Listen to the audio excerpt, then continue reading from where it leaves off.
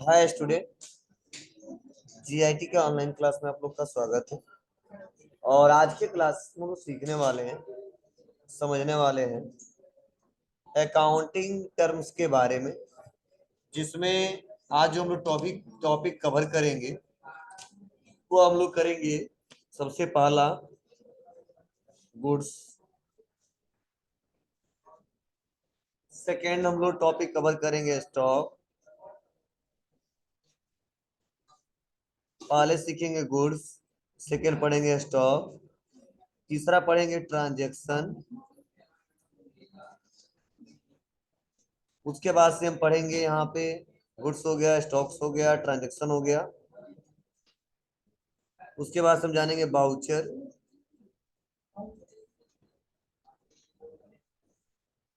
ठीक है। और बाउचर के बाद से हम लोग जानने वाले हैं यहाँ पे बैड डेट्स।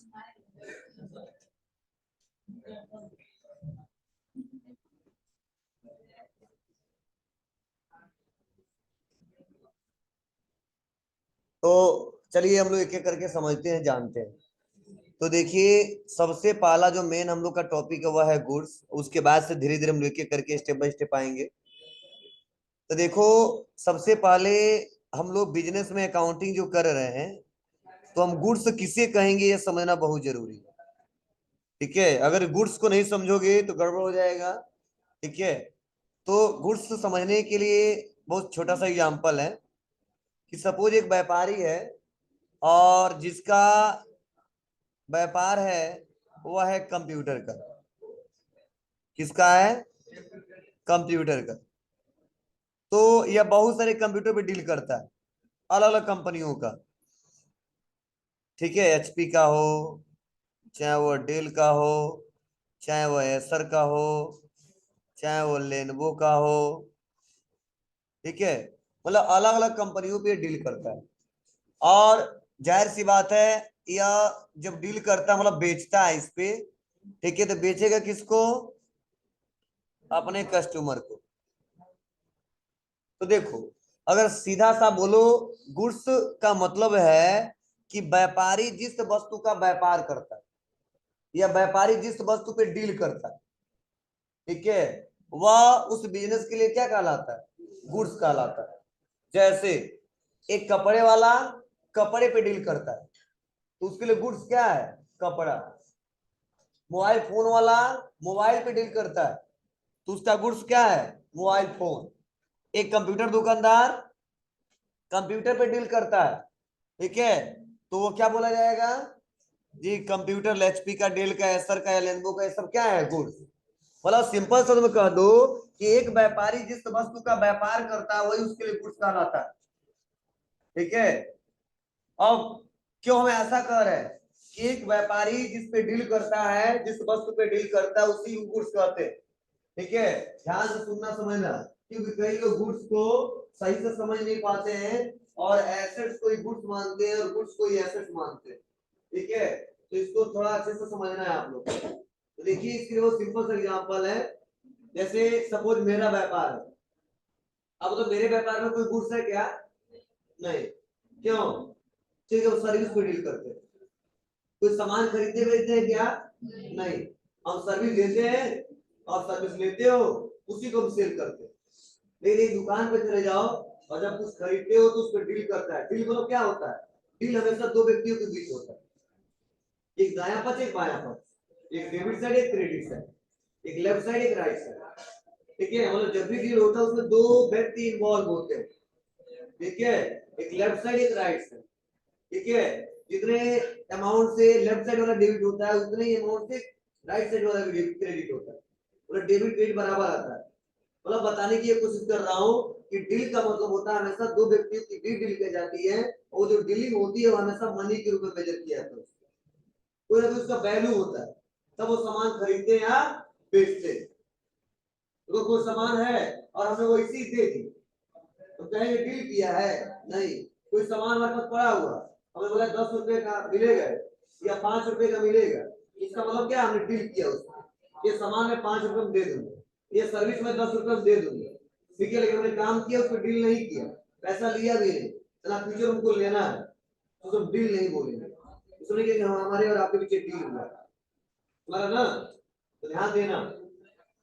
तो गुड्स तो समझ आया, क्या व्यापारी जिस वस्तु का व्यापार करता है वही क्या कहलाता है, गुड्स कहलाता है।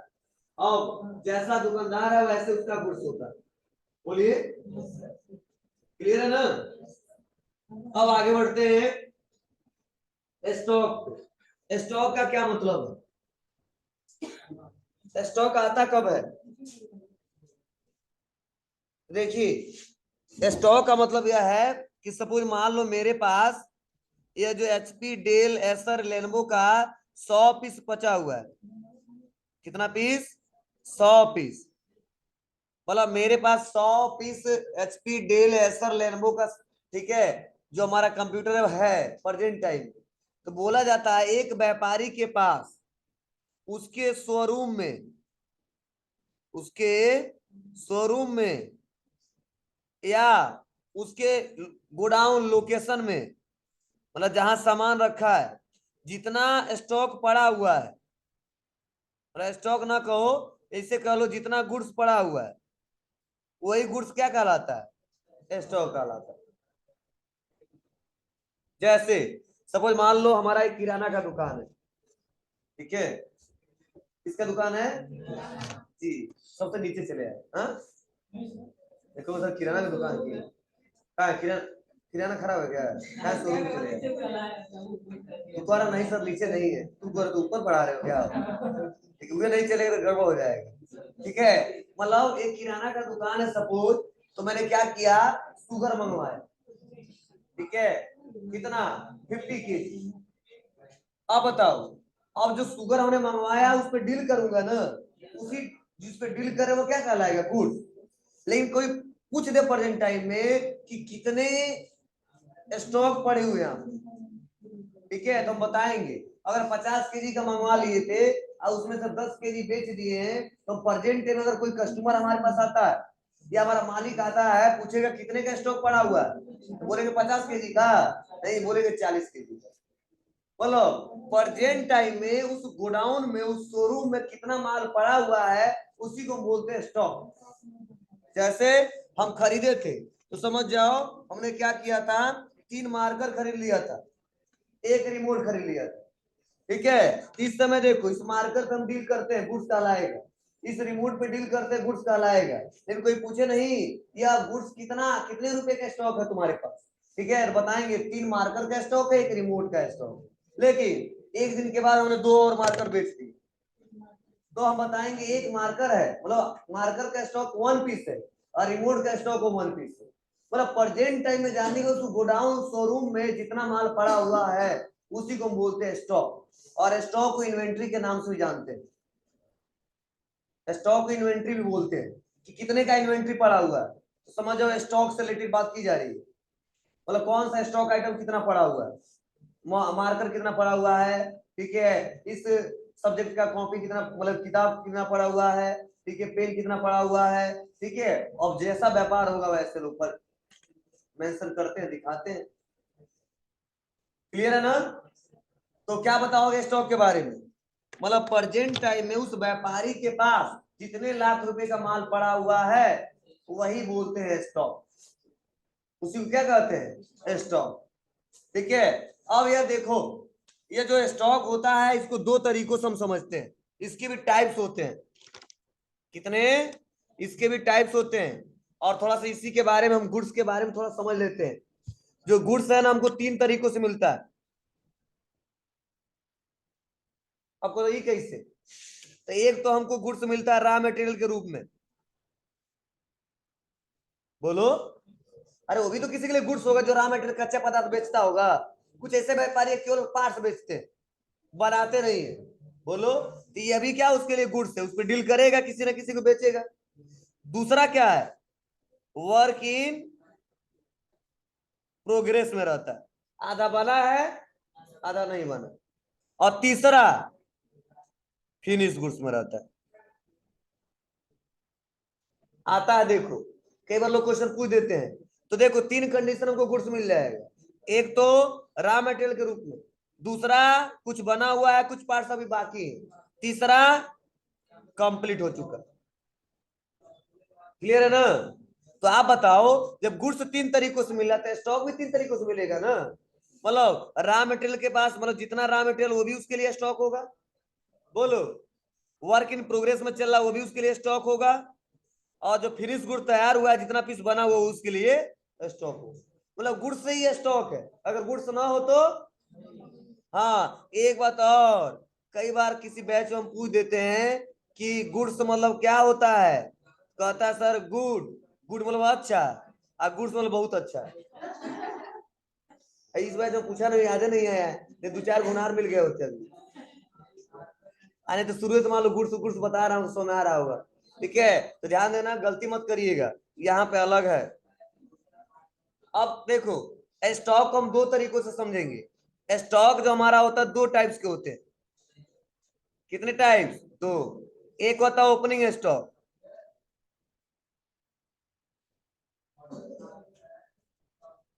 और एक होता है हमारा क्लोजिंग स्टॉक।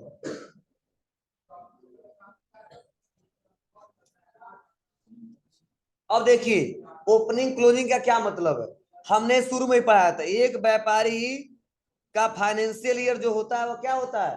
फाइनेंशियल ईयर क्या होता है बाबू? 1 अप्रैल से लेके, अगर 23 में चालू हुआ है, खत्म कब होगा? 31 मार्च 2024 में। ठीक है, तो उस साल के शुरुआत में, मतलब स्टार्ट में जितने लाख रुपए का माल मंगवा लेते हैं, वही कहलाता है ओपनिंग स्टॉक। अब सपोज हमने कितना पीस मंगवा लिया? 100 पीस। तो बोलेंगे ओपनिंग स्टॉक कितने का है? 100 पीस का है। और उस साल भर में बेचने के बाद, मतलब साल के लास्ट में, मतलब इंड में जितना बचा होता है, मान लो कितना बचा है, 50 पीस, वही कहलाता है क्लोजिंग स्टॉक। क्या कहलाता है? Closing stock. माइंड में सेट कर लेने, बार बार आएगा। साल के स्टार्ट में, अब चाहे 2 पीस से ओपन करें, चाहे 20, चाहे 50, वो हम बोलते हैं ओपनिंग स्टॉक। और साल के लास्ट में सब खरीदने बेचने के बाद जितना बचा हुआ उसे क्या बोलते हैं? Closing stock. हाँ, ओपनिंग स्टॉक किस तारीख को दिखाते हैं? 1 अप्रैल। क्लोजिंग कब दिखाते हैं? 31 मार्च को। ध्यान देना, हम मई में क्लोजिंग नहीं कर देंगे। ठीक है, लेकिन चाहोगे तो डेली का चेक कर सकते, तुम्हारी मर्जी। लेकिन माना जाता है क्या? अप्रैल स्टार्टिंग, और मार्च क्या माना जाता है? क्लोजिंग। ठीक है, तो अगर कोई पूछे तो बता देना, ओपनिंग स्टॉक मतलब साल के स्टार्ट में जितने लाख रुपए का माल पड़ा हुआ है, वही हमारा क्या कहलाता है? Opening stock. और सब बेचने उचने के बाद जितना पड़ा हुआ वो क्या बोला जाता है? हाँ, अगर मान लो आज भी हम 10 पीस मंगवाए और आज भी 8 पीस बेच दिए, तो क्या बोलेंगे? ओपनिंग कितने का? 10। क्लोजिंग कितने का? 2। ध्यान देना, ही नहीं हम पूरा साल सब पढ़ा देते 31 मार्च, 31 मार्च से याद करें। वो चाहेगा तो डेली का चेक कर सकता है, चाहेगा तो हर महीने का चेक कर सकता है, चाहेगा तो 3 महीने के एक बार चेक करेगा, चाहेगा तो साल भर में एक बार चेक करेगा। बोलो, नहीं तो लोग साल भर में चेक करते तो दिक्कत नहीं होती जी। 100 पीस मंगवाए थे और हम 2 दिन में 100 पीस बेच दी, तो ना चेक करेंगे ना पता चलेगा, फिर सामान मंगवाएंगे तो बेचेंगे क्या? तो डेली अपडेट होता रहता है। क्लियर है? आगे बढ़ू? चलो, अगला क्या लिखवाया था?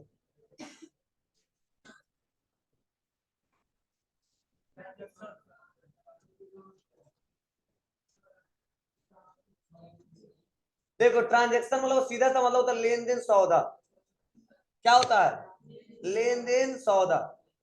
ट्रांजेक्शन का सिंपल सा मतलब लेन देन लिखो, लेन देन, लेन देन।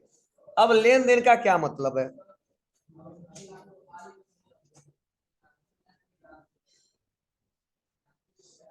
चलो देखो, सुन लो।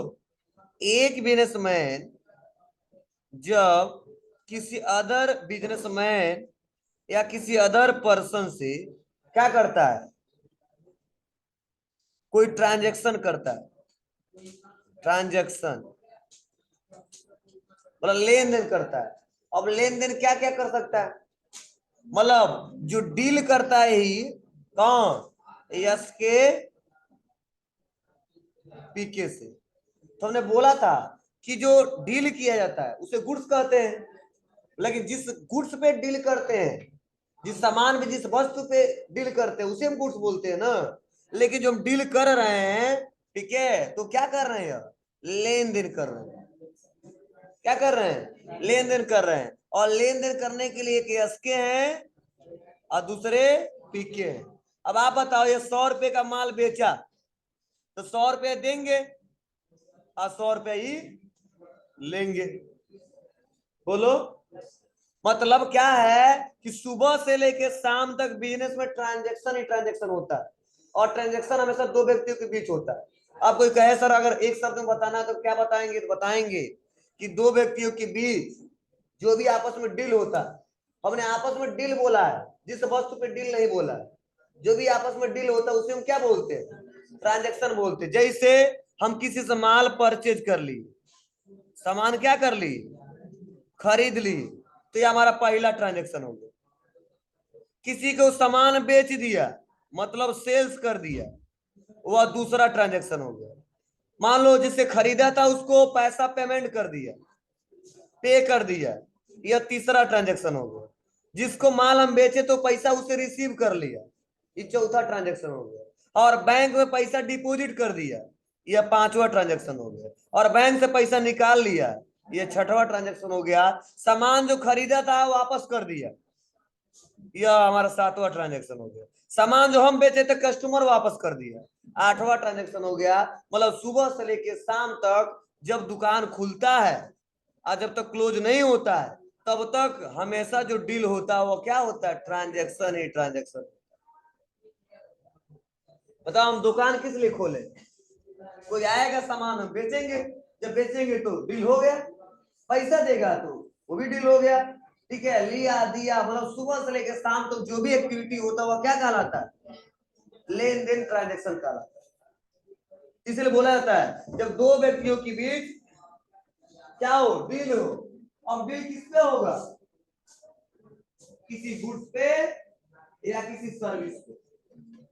डील किस पे होगा, या किसी गुड्स पे या किसी सर्विस पे। अगर कोई बता दो, या तो कोई सामान बेचेंगे या तो कोई सर्विस बेचेंगे।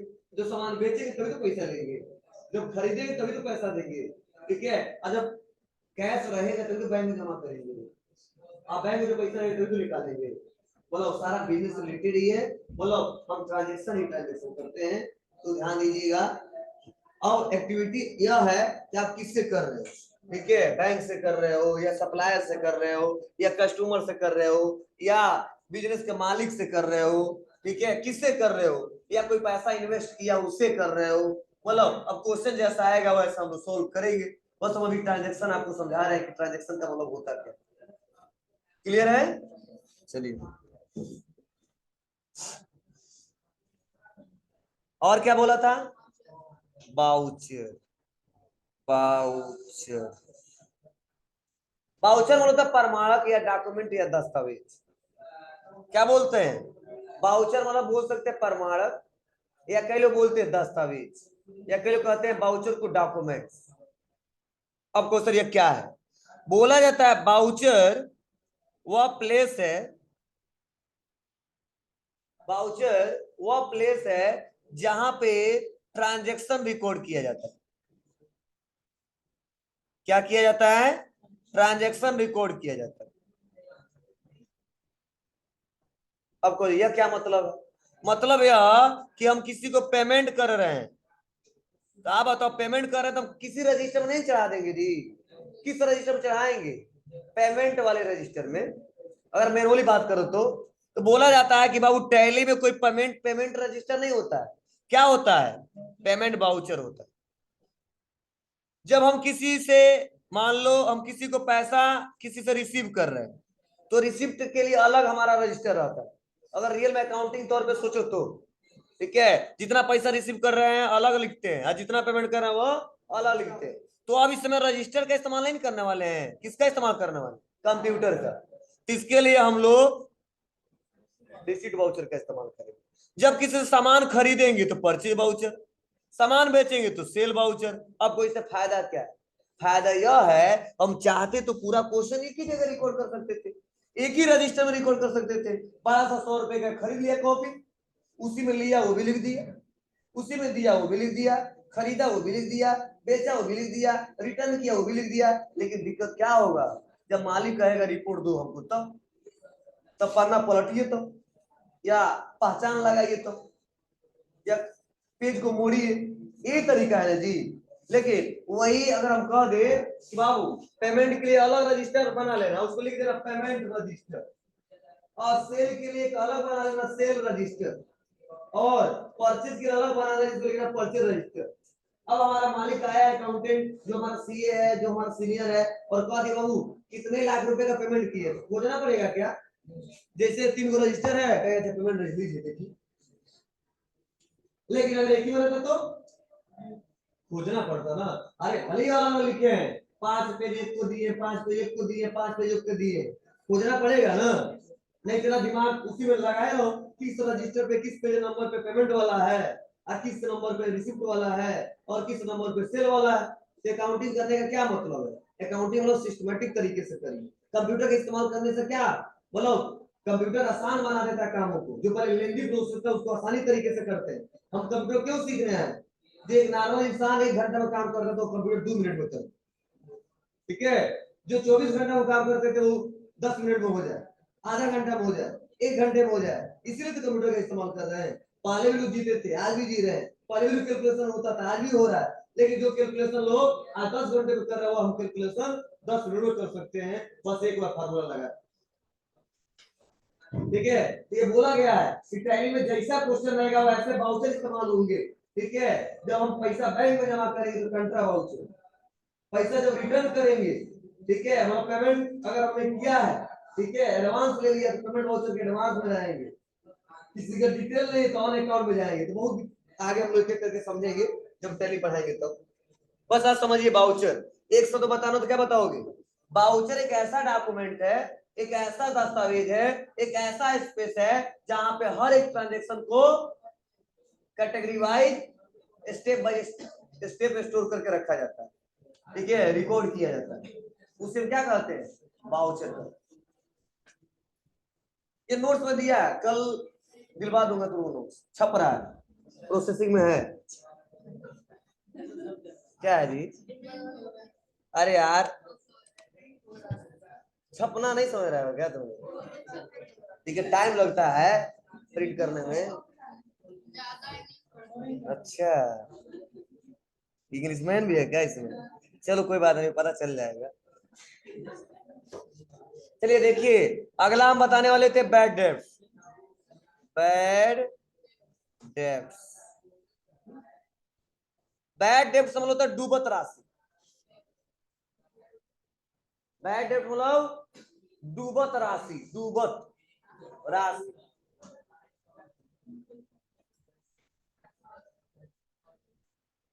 अब देखो नाम से पता चल रहा है ना, मतलब जैसे इसका हिंदी मैंने बताया आपको क्लियर हो गया क्या मतलब है।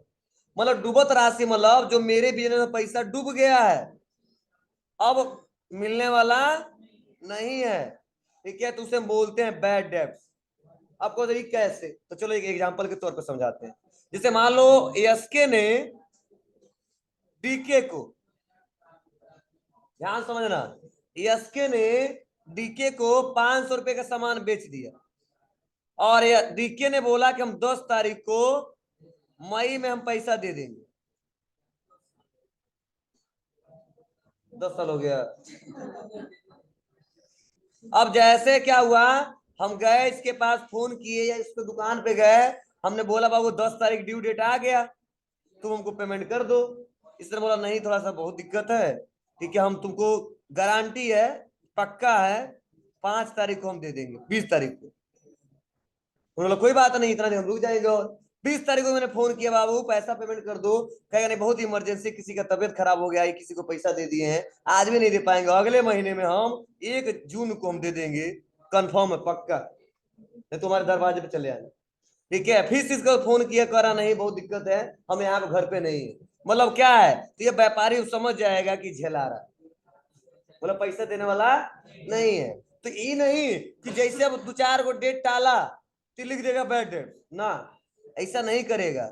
ये अब क्या करेगा, यस के 2-4 लोग के साथ या अकेले जाएगा इनके घर, इनके दुकान में, 2-4 लोग को इकट्ठा करेगा, अगर मिलेंगे तो बाकायदे सुनाए भीगा, ठीक है। अगर मान लो ये भी घुसियार है तो झगड़ा भी कर लेगा, ठीक है। लेकिन कह दिया इसने कि देखो तुम्हारा 500 बाकी, हम भले ही आप मेरे नाम से एफआईआर दर्ज करा दो, थाने में कंप्लेन कर दो, पुलिस वाला आएगा, हम पुलिस वाले को 5,000 दे देंगे, ठीक है, लेकिन तुमको 500 रुपये नहीं देंगे। अब क्या करोगे, ठीक है। रास्ते में जा रहे इसका गाड़ी छीन ले रहे हो, कुछ भी कर ले रहे हो, ठीक है, फिर से कंप्लेन करना मेरा यह बाइक इन्होंने छीन लिया है, ठीक है। तो कहते हैं व्यापारी कि देखो एक के चलते अगर मैं ज्यादा परेशान हो गया, ठीक है, तो मैं व्यापार को अच्छे से चला नहीं पाऊंगा, मतलब मेरी क्षमता जितनी है उतना तो वसूलूंगा, लूंगा, भेजूंगा, पिटवाऊंगा, पीटूंगा, ठीक है, एफआईआर भी दर्ज कराऊंगा, लेकिन ठान लिया है कि हम देंगे ही नहीं, चाहे भले ही ऊपर चले जाए, ठीक है। तो क्या करोगे, इसके लिए कहते कोई बात नहीं, हम हार गए हैं सर, हम लिख देंगे बैड डेब्ट्स। क्या लिखेंगे, बैड डेब्ट्स। तो ऐसे बैड डेब्ट से पता नहीं चलेगा, लिखेंगे उस व्यक्ति का नाम कि क्या है, डीके हैं वो हमारे क्या है, डेबिटर्स है, सन्ड्री डेबिटर्स, कल ही पढ़ाया था ना, और इनके नाम से हम दिखा देंगे 500 रुपया क्या, बैड डेब्ट्स। तो फ्यूचर में कई बार ऐसा होता है कि ये बैड डेब्ट्स केवल बेईमानी के चलते नहीं आता है, कई बार ऐसा होता हम व्यापार किए हैं और आप उधार मान लेके गए थे और अचानक किसी कारणवश हमारे व्यापार में आग लग गई, पूरा संपत्ति जल गया, ठीक है। तो आप बताओ वहां पे बेईमानी की कौन सी बात है, जल गया है, तो जो सामने वाला जो बेचा हमको वो देख रहा है कि इसका व्यापार क्या है, खत्म हो गया, ठीक है, करोड़ों का संपत्ति अब जीरो लेवल पे आ गया है, तो उसको पैसा उससे कैसे मांगे, वो कहां से देगा, ठीक है। ऑलरेडी पहले से लोन में था, जितना था वो भी खत्म हो गया, ठीक है। तो उस कारण क्या होता है, वो समझ जाते हैं व्यापारी की पैसा पता नहीं देगा कि नहीं देगा, तो उसको क्या कर लेते हैं, बैड डेब्ट्स में रिकॉर्ड कर लेते हैं। लेकिन अगर वो ईमानदार हो, कहेगा नहीं फिर से जीरो से हम उतना खड़ा कर सकते हैं संपत्ति, फिर से मेहनत किया, अब फिर से वहां तक चला गया, अब बोला जितने लोग हम बकाया लिए थे अब हम उस लायक हो गए, वापस कर देंगे, तो वो व्यापारी नहीं कहेगा पैसा नहीं लेंगे, कहेगा दे दो हमको, उसे बोलते हैं बैड डेब्ट रिकवर, मतलब इतना पैसा इनसे रिकवर हो गया, चाहे 1 साल में हो, चाहे 2 साल में हो, चाहे 10 साल में, ठीक है। बताएंगे किस साल का डूबा था, वो पैसा किस साल मिला है। इसीलिए जो बैड डेब्ट होता है वो हमारा खर्च हो जाता है, और जो बैड डेब्ट रिकवर हो जाए तो हमारा इनकम हो जाए, तुम्हारा ना, मतलब ऐसा रीजन, मतलब हम ऐसा मत करना कि सब लिखा लिखा है बेईमानी, मतलब बेईमानी से रिटर्न नहीं आएगा, कई लोग कहते हैं हम देवे नहीं करेंगे, झूठ बोलते हैं, ठीक है, और झूठ बोल बोल के निकल जाते हैं, ना कभी मिलता है, ना सामने हमको दिखता, पुरोहित नहीं करता, उसको घर देखने नहीं किए, न जा पाएंगे, उसको क्या करेंगे, बैठ के रिकॉर्ड कर देंगे। कई लोग अचानक मान लो पूरा सामान ही चोरी हो गया, ठीक है, आग लग गया, जल गया, या किसी कारण बहुत सारा लॉस में चले गए वो, ठीक है। तो कई सारे रीजन आ सकते हैं जहाँ पे वो पैसा डूब सकता है, और इसलिए उसको लिखेंगे बैड डेब्ट्स, जो पैसा मिल जाएगा उसे बोलते हैं बैड डेब्ट्स रिकवर, और इतना पैसा रिकवर हो गया, और जो रिकवर हो गया वो इनकम है, और जो नहीं मिला वो हमारे व्यापार पे खर्चा हो गया, लॉस हो गया, उतने का नुकसान हो गया। क्लियर है, तो आज के बाद से बैड डेब्ट्स नाम सुनोगे अकाउंटिंग में तो बता दोगे, चलिए बहुत अच्छा।